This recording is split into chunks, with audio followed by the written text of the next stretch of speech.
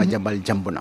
jàmb na de. maintenant ñaata dossier la Madiambal laale et dossier yooyu noonu. buñ ko yëngalee anak ba fan ba ban niveau la nit mën a daanu. est-ce que ñi nga xamante ni ñu ngi laalee ci yeneen dossiers yu nga xamante ni Madiambal daf ci nekk ñooñu daanuk Madiambal arrangé na leen wala arrangé wu leen. c'est-à-dire boo posé question bii nii nga comprendre que ni ci ay niveau peut-être yoodul soupçonné am na ñu nga xamante ni lënkuloo nañu ak Madiambal Diagne te daanuk Madiambal du leen arrangé te ñooñu am nañu ay pexe yu nga xamante ni mën nañu jàppale Madiambal pour mu ne mër mais ñooñu tamit loolu da leen di arrangé te ñooñu bu ñu ko defee mais Madiambal naturellement day réussir li nga xamante ni moom la bëgg.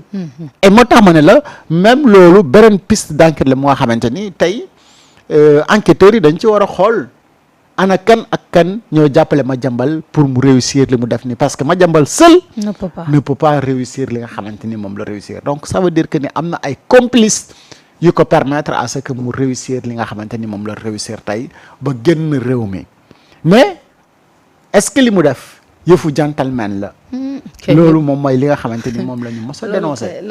mooy que ni yow tu prends la fuite. au moment où ñu jàpp sa jabar. jàpp sa ay doom. nga yëg ni jàpp nañ leen. te ba léegi mënoo ñëw livré wu. ndonte nag say doom ak sa jabar kenn jaayu leen doole pour jàpp leen.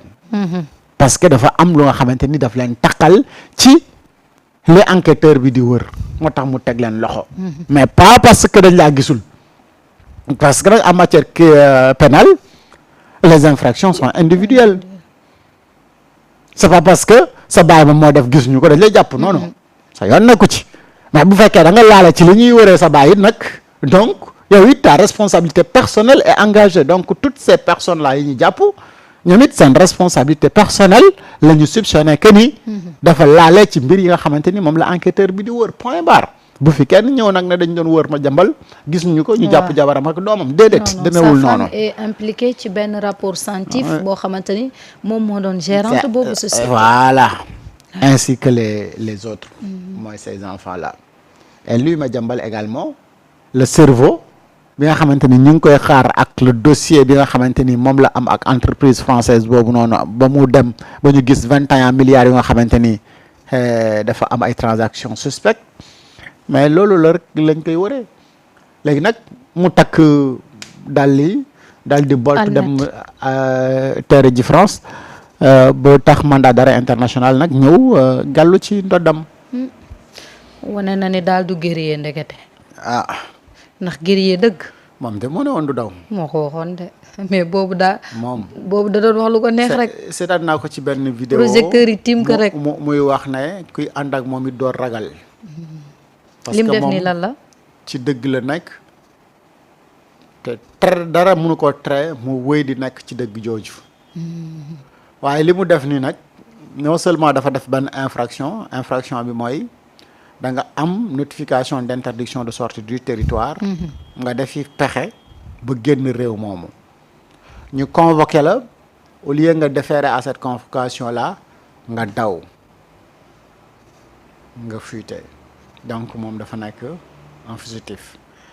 et loolu dafa am leneen lu nga xamante ni moom day ñëw gàllu ci ndoddam. tey ñu jël un mandat d'arrêt international. teg ko ci ndoddam mandat d'arrêt international. bu ñu la ko décerné via Interpol mën nañ ci def benn notice rouge pour alerter et ñu décerné la un mandat d'arrêt international ñu yónnee ko pays bi nga xamante ni foofu nga nekk pour bu ñu la gisee ñu jàpp la dal di lay extrader indi la si sa dëkk mais dafa am ay sew-sew yu bëri yu nga xamante ni daf ci am c'est pas parce que dañ la décerné mandat d'arrêt international rek que aujourd'hui pays boobu dinañ la jàpp extradé la parce que dafa am ay conditions yu nga xamante ni moom lañ lay wax ne il faut nga respecter ko et dañuy dund benn mbir ak Doro Gueye avec la France pour ñu extrader ko indi ko te ba léegi nii mënuñ ko indi moo tax ma njortu ne la France bii nii Sénégal mënagul ci compter pour extrader qui que ce soit parce que si conditions yi dañ lay wax il faut respecter les droits fondamentaux parce que façon bi nga xamante ni moom ngay émettre donc le mandat d'arrêt international dafay am ay justification yu ñu lay laaj ci loolu mooy li ñu dal ci le cas de Doro Gueye qui nous demande au lieu de nous livrer Doro Gueye moom mu poser des questions yoo nga xamante ni day xaarandi réponse pour jël ci ay décisions et yooyu bu demee nag ba nga xamante ni suñu coopération bilatérale wala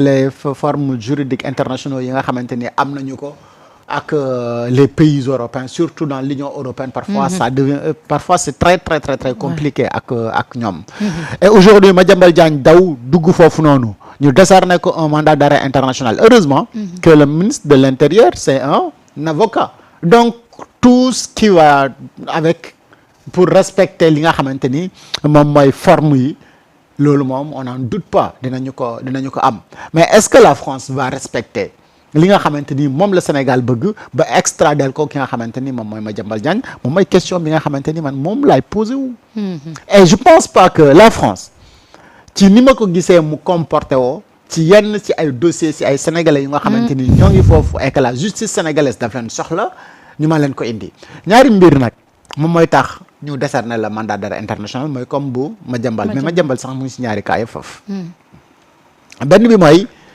ñu soxla la sa justice Sénégal di la wër nekkoo fi ñu décerner la un mandat d'arrêt international pour nga ñëw wuy si à la convocation wala nga am une condamnation ba pare daw ñu war la ñëw pour nga purger sa peine boobu ñu defal la mandat d'arrêt international pour ñu jébbal la réew mi nga xamante ni dañ la fa condamné ba pare Madiambal mu ngi condamnation bu muy traîner dafa ay yàgg ba léegi it mu ngi tëddoon ba tey génn na waaw ba léegi it mu ngi ak convocation bu nga xamante ni daf ko war a donc wuy ji donc nga décerner ko mandat d'arrêt international mooy li nga xamante ni moo gën a normal parce que kooku dafa am démêlé ak la justice sénégalaise et que suñu coopération bilatérale bi nga xamante ni am nañ ko ak multilatérale d'ailleurs parce que bilatérale avec la France mais multilatérale avec les pays de l'Union européenne et que la France fait partie donc de ces pays de l'Union européenne donc suñu soxlawee Madiambal Diagne ça ne doit pas poser de problème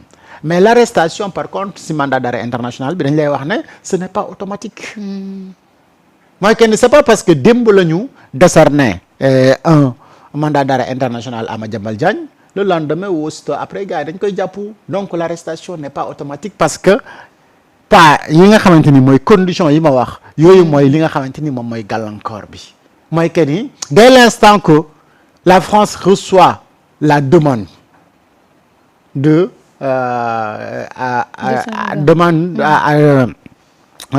mandat d'arrêt international bi daf ko étudier pour xool ndax respecté na les droits fondamentaux est-ce que respecté na lii est-ce que et ces conditions là parfois ci li nga xamante ni moom la ñu dund ak la France ak ñi nga xamante ni justice Sénégal daf leen soxla ñu nekk France ça montre nettement que ni xel mën na tey ci mbirum Madiambal Diagne suñu jàppee ne c'est demain qu'il va venir se livrer lui-même à la justice je ne pense pas que ni ku bëgg a dem livrer wu à la justice di nga am une convocation demain daw tey donc suñu Madiambal nekk fii di ñu wax ne ñëw c'est lui-même qui va se livrer à la justice non man Aline je n'y crois pas wala fekk ko détruire les informations qu'il nous donne même sur lui man je n'y crois pas je n'y crois absolument pas parce que daf ma yàgg a wax lu nga xamante ni dama gis le contraire ñaata dossier la fi yëkkati yu sensible yu nga xamante ni mais les gens ne veulent pas en parler des choses yu nga xamante ni daf ci intervenir yu doy waar te moom rek moo ci am information et le général bi nga xamante ni moom la ñu affecté woon mais daf ci wax ba géex wax ci lu rëy l'affaire Fulbert Sambou Didier Badji daf ci wax ba géex les dossiers de Casamance daf ci wax ba géex et c'est autant de questions yu nga xamante ni tey le Sénégal dafa am des questions yu muy war a jébbal Madiambal Diagne sur ces questions-là doy na waar et très dommage afa de li ngay laajte nii moom la ñëpp di laaj nee na nan la moom li muy laajte mooy nan la hélicoptère mu ne traverser Sénégal te amul contrôle aérien yi gisuñu dara. man loolu la ñëpp di laajte. man day wax dëgg yàlla dans un pays sérieux. hélico bi di ñu tiim nii di dem te xamuñu. amuñu ci benn information. man day wax dëgg loolu. loolu c'est daf ma très tiital louche de. comment benn hélicoptère mën a jógee Saly naaw dem ba Banjul. et que ñun suñu gars yi kenn yëgul kenn gisul. loolu c'est impossible. bu fekkee ni du loolu bu fekkee oto la jël ak nu mu manti demee ba mu génn réew mi y a véritablement de vrais problèmes. y a un problème kay. et suñu renseignements généraux yi ñu ne lii yëpp daf leen rëcc ñoom tamit. doy na waar kay. tout ça. am ci benn réew à quelques mètres de notre palais de la République quelques mètres de notre palais. illiko man fa jógee tiim Sénégal ba wàcc si beneen dëkk. gars yi nañ gisuñu. loolu de yéeme na de. lii man de xam naa ni France googu mu jëm xam na ni moom foofu mun na faa rëcc parce que le cas d'Oro est là chaque jour ñu tegal ñu ay mbir yoo xam ne. di ñu laaj lii di pusaat mbir mi. comment yow dans un pays waa ASECNA it aussi. ñooñu ñu doon des explications. ñooñu war nañu leeral tamit li nu mënee nekk. parce que. réew mi nag amatul sécurité de. man day wax dëgg fa neex yàlla. le cas Madiambal moom dafa wane ay failles yu bëri sax. que suñu réew mi véritablement la sécurité. demeewul ni mu war a demee. déjà ñi ngi doon plaindre ci. donc frontière yi. waaw rigueur ak sanction bi ma wax. ne mooy ñaari tànk yi nga xamante ni administration bu bëgg a dox normal. daf ci war a reposer wu. boobu moom faaw ñu taral ko. la rigueur ak sanction. parce que aujourd'hui dama jàpp ne au-delà de chef de division des investigations criminelles ak le chef de la police spéciale de l'AIBD am na d'autres responsables yu nga xamante ni ils nous doivent des explications et ñooñu également dañu mériter am ay sanctions parce que à leur niveau véritablement même bu rëccee ñale ñoo waroon na leen bañ a ñàkk rëcc mooy lii affaire di laajte nii mooy ASECNA war nañu indil explication si c'est avéré que ne illiko la fi jëlee renseignements généraux yi également war nañu indil ay explication ñoom naka la ñu mën a nekkee ci réew mi di am ay renseignements yu ñuy jébbal les autorités et que ils n'ont aucune information sur Madiambal Diagne ci ak condition yu mu génnee réew mi ba dem te les renseignements généraux ak le ñoom ba démb dañu jàpp ne Madiambal mu ngi Ndakaaru Madiambal mu ngi Ndakaaru te mënoo leen ñu wax fan la Madiambal nekk mais ça veut dire que ni donc yéen vous n'avez aucune information sur la personne. bu fekkee ne la simple personne de Madiambal Diagne moo leen mën a rëcc comme ay information mais. goro kayit yi moom bu ñu ñëwee mais ñooñu fu ñu jëm. fu ñu jëm ñu waxante dëgg. parce que xam nga ne Madiambal Diagne le fait que mu doon génn di wax ci ay dossier di wax lu ko neex daa bëggoon ñu jàppee ko délit d'opinion wala ñu jàppee ko naan. manque de respect aux autorités affaires parce que boobu moom il savait que ni ñu ngi ci tànkam que ni am na rapport bu ko épinglé que ni tôt ou tard il va aller répondre parce que bu yàggul bi ñu ko convoqué mu ngi naan heure bu ma ñëwee damay génn parce que defuma dara mais pourquoi heure boo ñëwee dangay génn parce que defoo dara bii ñu convoqué la wala da laa wóor ni doo génn moo tax nga daw waaw xam nga nag entre temps Madiambal a fait beaucoup de choses jamono yu bëree bëri lu ne la doon def pour ñu jàpp ko alors et Madiambal il est dans beaucoup de réseaux également réseau des journalistes francophones réseau des journalistes nangam réseau des nangam au moins il dirige 3 réseaux yu nga xamante ni moom moo fa nekk et parfois le lobbying de ces réseaux là dafay xóot benn xóot bu nga xamante ni mën na parfois sax dépasser l'entendement de certaines personnes mais genre nit yooyu noonu boo leen jàppee ci délit d'opinion télé bi muy def dafay am beneen dimension bi muy jël et il voulait jouer sur ça à un moment donné que puisque man je suis dans plusieurs réseaux de journalistes ñooñu ñooy nekk relais yi bu fekkee ne dañ ma jàpp ci délit d'opinion et que ce combat là en termes de démocratie yooyu noonu mën nañu xoolee ne Sénégal donc dafay jaay doole ñenn ñi pour des délits d'opinion les gens ont compris son jeu pour lui dire que ni non yow on n'a pas besoin de toi ci sa bavard yi ngay wax ni donte li mu doon def sax du ay délit d'opinion mais c'était des infractions graves sax ñoo xamante ni da ko doon def pour la sécurité nationale. gars yi na ko non du ñu la jéem a jàpp ci lii parce que lii bu ñu la ci jàppee mën nañu ko interpréter autrement tout en sachant que amoon nañu yeneen dossiers yu nga xamante ni ay dossiers yu solide la. bi ñu ko convoqué fii bi muy dem di génnaat di dem di wax la muy wax. section de recherche la suma juumule. mais loolu bëri ci démb la. yàggul de matul sax 2 semaines wala 3. et tey ñu convoqué la ci un dossier boo nga xamante ni toi tu sais que c'est un dossier très sérieux et solide nga ne mër daw. tey la sa famille. alors qu'est-ce qui se passe da nga xam ne donc les autres dossiers là am na foo doon jëfandiku. pour mën a tympaniser nit ñi wala mën a wax ne c'est des délits d'opinion yu ñu lay toppee activer say réseaux si comme si tu n'as jamais rien fait lu dul délit d'opinion boobu noonu alors que ci suuf am na lu bëri lu nga xamante ni da nga ko làq lu nga xamante ni nit ñi mën nañ la ko toppee et tey ce dossier là on met ça sur la table mais nga dem mër et jusque là kenn waxala gula yaa def déedéet dañu yaa la ngi rek sa kaay présomption leeral d'innocence mais dafa am à partir d'un rapport bu ñu gis sa tour ci une somme buy dem ba 21 milliards ñu ne la lii kat dafa lëndëm te ki nga xamante ni moom moo def rapport bi dafa jébbal parquet bi le rapport là nee na ci gars yi ubbi ab l'enquête donc ci lii lañ la bëgg a déglu waa dig nee nañu suba midi na nga ñëw wuy si depuis keroog la ñu gëj a am information si yow nga ne mër ñu jàpp sa jabar kenn xamul foo nekk ñu jàpp sa benn doom kenn xamul foo nekk ñu jàpp sa beneen doom kenn xamul foo nekk ba ngoon nga yónnee tweet boo xamante ni français bi jubul nga wax ñu ne yaa ngi France xaw ma bi mu bind affaire bi si précipitation wala tiitaange la ko bind pour wax nañu yaa ngi France te di nga ñëw pour faire face à tes responsabilités ñu décerner la mandat d'arrêt international nga waxaat ne jaru ko yow di nga ñëw livrer sa bopp tout en sachant que dëkk bi nga nekk même mandat d'arrêt international donc ton arrestation n'est pas automatique. Il n'est pas un gentleman déedéet tout sauf un gentleman moom. man nag.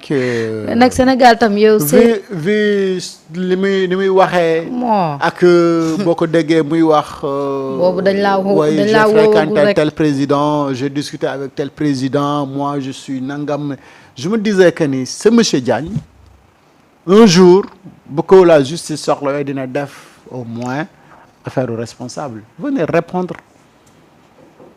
mais pas prendre doy na war de il a plus compté sur ses mais nag seet naa leen ñu ngi doon wax ci suñu frontières yeeg si suñu kii parce que Doro Gueye bi muy génn réew mi kenn mën la fan la jaar ba génn dem et il savait que ni mi ngi ci loxol yoon mais fan la jaar Doudou Ka fan la jaar ba génn xamoo ko xaw ma ko ak pour ak ñeneen ak ñeneen maître bu Moussa Bokar Thiam gisuñu ko Mame Mbaye Niang dem na Ndeye Mbile bi sax moom kooku moom suñu avion moo ko yóbbu mu dem moom. waaw non mais ñi ci des ñii ñëpp di dem te doo xam. Manar moom bi muy dem ñëpp xam nañu mu demee. mais ay Mamour Diallo ñun dañu bokkoon si ñu nga xamante ni dañu mosoon gëm ni.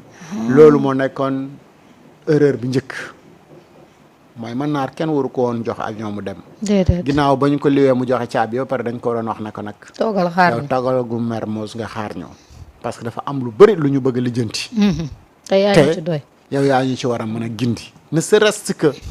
le président doon wax ci affaire courant yeeg affaire yeneen yi nga xamante ne ay contrat yu mu signé woon ba mu waxoon ko ne ko yi dakkal ko bi mu njëkkee ñëw visite palais rek loolu rek waroon na tax Manar duñ ko abal avion mu dem fenn. nekkoon lu mu métti nag mais mënuma ci dara. wallaay comme noonu la ba tey it sénégalais yu bëri mais ginnaaw si gi ñu gis ne également benn yàccaral dafa am si ñenn ministres yi nga xamante ni ay dossiers daf leen épinglé ñu soxla ñoom ñu leeral mais ñooñu ñu def passation de service ba pare avoué. waaw. que ni rapport yi ñu doon coow ak yooyu yëpp am na mais entre temps mais cette personne là est sortie du territoire avec toute sa famille d'ailleurs. ñeneen ñi nga xamante ni dañ leen di tudd ci ay affaire ba ñuy génn it kenn xamul fa ñu génn ñu am liberté provisoire également génn dëkk bi dem kenn xamul fu ñu jaar il a fallu te loolu yëpp de toujours li may wax suñu renseignements généraux yi mosuñ ñu informer sur aucune de ces personnes là. fan lañ jaar pour Doro Gueye il a fallu donc que sa femme utilise sa carte bancaire pour ñu mën a xam ne mu ngi France ba léegi suñu renseignements yi renseigné wuñ ñu. lii de dina leen servir Doudou Ka il a fallu donc des Sénégalais comme ça nous renseignent. mais ba léegi suñu renseignements yi renseigné wuñ ñu. Antoine ba léegi boo laajee ñii nee na mu ngi fii